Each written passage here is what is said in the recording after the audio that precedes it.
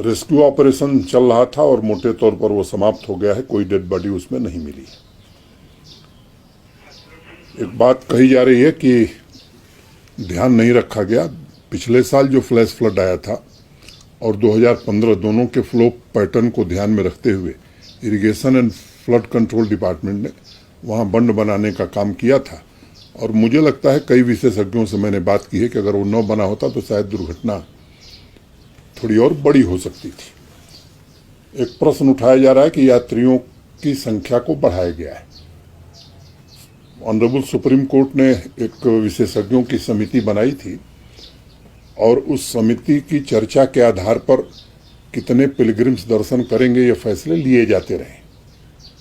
2 साल पहले तक 7,500 लोगों की अनुमति होती थी दोनों रास्तों से, दोनों तरफ से। पिछले साल श्राइन बोर्ड ने व्यवस्थाओं में वृद्धि की और उस आधार पर यह फैसला किया कि दोनों एक्सिस से 10,000 यात्री जा सकेंगे। पूरी तरह से उसका पालन हुआ है और मैं कह सकता हूं कि पहले के वर्षों की तुलना में इस बार इंफ्रास्ट्रक्चर और बाकी व्यवस्थाओं में बढ़ोतरी करने की कोशिश की गई। यात्रियों से भी फीडबैक लेने की कोशिश हमने की है और आप सब लोगों के सहयोग से, स्थानीय नागरिकों के सहयोग से मैं कह सकता हूं कि यात्रा ठीक ढंग से चल रही है। मोटे तौर पर 1.5 लाख लोगों ने अब तक यात्रा कर ली है।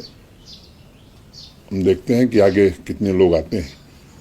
जिस तरह से रेस्क्यू ऑपरेशन, वहाँ पर ऑलरेडी एनडीआरएफ, एसडीआरएफ की टीम थी और जम्मू कश्मीर पुलिस के जवान थे, हमारे आईटीबीपी और बाकी सीएपीएफ के जवान थे।